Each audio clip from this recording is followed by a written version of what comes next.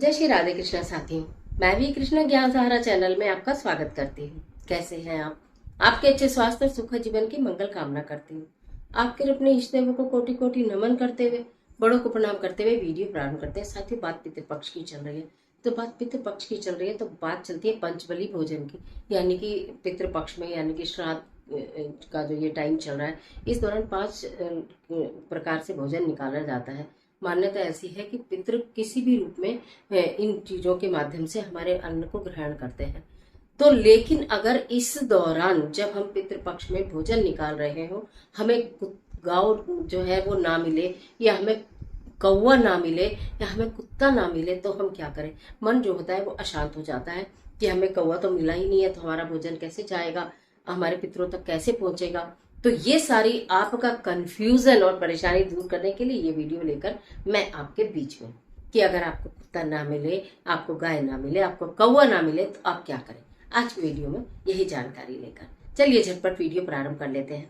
लेकिन इससे पहले चैनल को सब्सक्राइब नहीं किया तो चैनल को सब्सक्राइब कर लीजिएगा, जिससे इस तरह की तमाम जानकारियां आपको मिलती रहे, सारे पर्व त्योहारों के बारे में आपको पता चलता रहे, ज्योतिषीय उपाय आपको पता चलते रहे एक ही चैनल पर। और बेल आइकन का बटन इसलिए प्रेस करिए जिससे कि आपको नोटिफिकेशन मिले कि वीडियो आ गई। हर दिन एक वीडियो आती है ज्ञान सारा चैनल पर, हर दिन एक शॉर्ट वीडियो आती है। शॉर्ट वीडियो 2-3 भी आ जाती हैं अकॉर्डिंगली जितनी रिक्वायरमेंट होती है चीज़ों की। तो आज के लिए अब स्टार्ट कर लेते हैं। तो बात मैं ये कर रही हूँ कि अगर हमें पितृपक्ष में कौवे नहीं मिले तो हम क्या करें। कौवे को देव रूप माना जाता है। ऐसी मान्यता है कि कौवा एक सबसे पहले देव इंद्र के पुत्र जयंत ने कौवे का रूप धारण किया था, और वो कौवे का रूप धारण करके स्वर्ग से पृथ्वी लोक को आए थे। तो तभी से कहा जाता है जो कौवा है उसे स्वर्ग लोक से पृथ्वी लोक का और पितृलोक से पृथ्वी लोक का रास्ता मालूम है। पितृलोक यानी यमलोक से जब कौवा आता है, ऐसे मान्यता है कि कौवा आता है तो वो पितृ उसके रूप में आते हैं, ऐसी धारणा भी है। और कौवों को भोजन कराने से कहा जाता है कि शत्रुओं का नाश होता है। ये तो पितृपक्ष है। इसके अलावा भी यदि आप कौवों को भोजन कराते हैं तो उससे आपका जो शत्रु होते हैं उनका नाश होता है। आपका अनिष्ट परिवार में अगर हो रहा है किसी का भी, तो अनिष्ट होना बंद हो जाता है।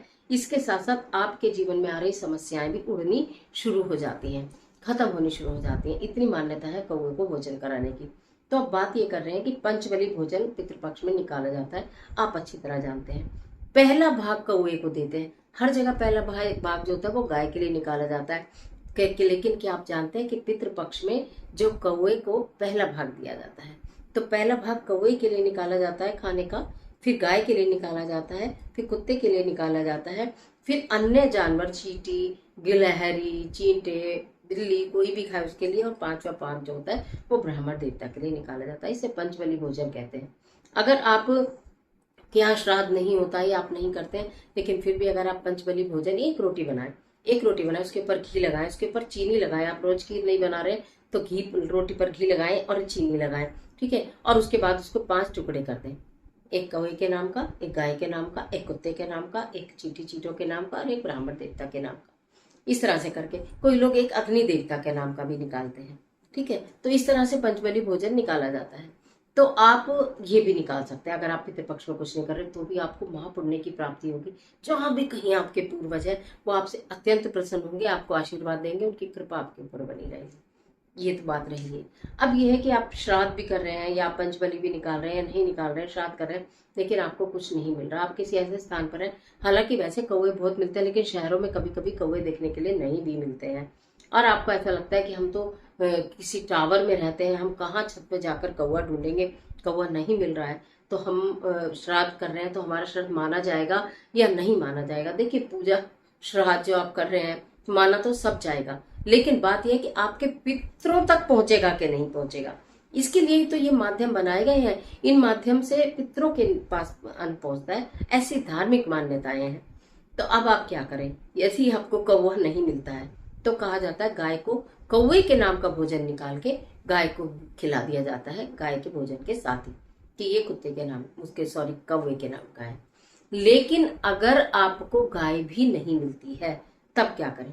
कुत्ते को कौवे के नाम का भोजन नहीं खिलाया जाता, कुत्ते को गाय के नाम का भोजन नहीं खिलाया जाता। गाय को कुत्ते के नाम का भोजन नहीं खिलाया जाता।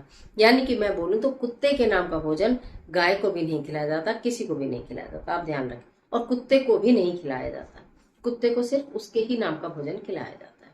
ये भी बात आप क्लियर रखें अपने माइंड में। तो अब हम क्या करें, हमारे पास कौवा भी नहीं है, हमारे पास गाय भी नहीं है, सिर्फ कुत्ता है गली में घूमता हुआ, और हमारे पास कुछ भी नहीं है, या कहीं बोले तो कुत्ता भी नहीं है। अब हम क्या करें, कोई बात नहीं, आप पंचबली भोजन निकालिए, 5 टुकड़े निकालिए, 5 पूरी निकालिए, श्राद्ध कर रहे हैं तो भी निकालिए। मन को चिंतित और बेचैन तो पहली बात बिल्कुल मत करिए, क्योंकि आपके भाव सच्चे हैं, आपकी श्रद्धा सच्ची है। अगर आप सच्चे भाव से, सच्ची श्रद्धा से कर रहे हैं तो पितृ उसे स्वीकार करेंगे। पहला तो दिमाग में ये बात रखिए। दूसरा, एक भाग जो है वो अग्नि को जिमाइए, जिस गैस पर, चूल्हे पर, स्टोव पर आपने खाना बनाया है उस पर उस एक पीस को रखकर और थोड़ा सा जल का छींटा लगा दिया जाता है, अग्निदेव को प्रणाम कर लिया जाता है, वो अग्नि का भोजन हो गया। उसके बाद जो आपने कौवे का निकाला, गाय का निकाला, कुत्ते का निकाला, चींटों जानवरों का निकाला, वो पांचों के पांचों भाग किसी एक पत्ते पर रखकर, आप मेरी बात यहाँ समझिए। वैसे तो पहले तोरी के पत्तों पर निकाला जाता था।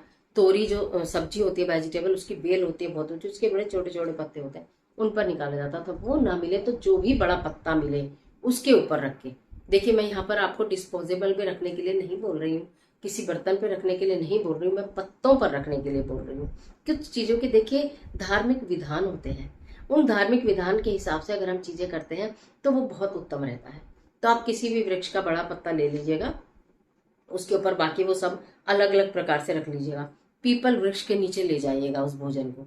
आप ये कौवे का नाम का, ये गाय के नाम का, ये कुत्ते के नाम का, ये चींटी के नाम का, इस प्रकार से आप वो सारा का सारा भोजन अलग अलग नाम से वहीं पर रख दीजिए। पानी थोड़ा सा, एक मिट्टी का पात्र ले जाइएगा, एक मिट्टी का पात्र लेकर जाइएगा, सकोरा जिसे बोलते हैं, मतलब ढक्कन होता है, उसमें पानी आ जाता है, और वो पानी वहां रखना बिल्कुल मत भूलिएगा। आपको ये तो मालूम होगा कि हम भोजन दे देते हैं, लेकिन ये नहीं मालूम होगा कि पानी भी दिया जाता है।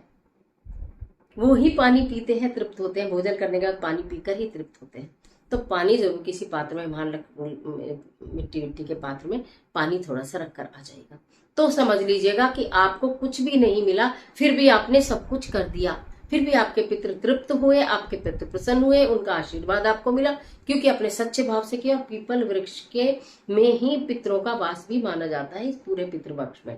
इसलिए मैंने बहुत सारी चीजें आपको बताई। एक और अद्भुत वीडियो भी आपके बीच में नेक्स्ट लेकर आने वाली हूँ, जो आप करेंगे तो निश्चित आप तर जाएंगे। तो आज की वीडियो में आपको मैंने बता दिया, गाय, कुत्ता, कौवा ना मिले तो भी आप श्राद्ध करें, और श्राद्ध का खाना किस प्रकार निकालें, और फिर किस प्रकार हम उस भोजन को कहाँ पर करके आए। और अगर किसी वजह से पीपल वृक्ष भी ना मिले, आप कहीं अब्रोड में रहते हैं और आपको लग रहा है यहाँ तो कोई पीपल वृक्ष होता ही नहीं, हम जानते ही नहीं, यहाँ तो गाय कुत्ते का तो कोई नाम ही नहीं है, तो क्या हम श्राद्ध न करें? जरूर करें।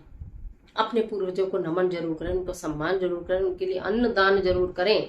एक कथा मैंने आपको दी है, उस पर चैनल पर आपने देखी होगी कि कर्ण को भी स्वर्ग से वापस आना पड़ा था, क्योंकि उसने भोजन का दान नहीं किया था। दानवीर कर्ण, जो कि सोना दान किया करता था, आभूषण दान किया करता था, परंतु आभूषण और सोना खाया नहीं जाता, खाया अन्न ही जाता है, पिया जल ही जाता है। तो इसलिए ये सब चीजों का बहुत धार्मिक महत्व है। और अगर आप मेरे साथ जुड़े हैं इस चैनल पर, तो ये सारे महत्व तो आपको निश्चित बहुत पक्के हो रहे होंगे और बाकी हो जाएंगे।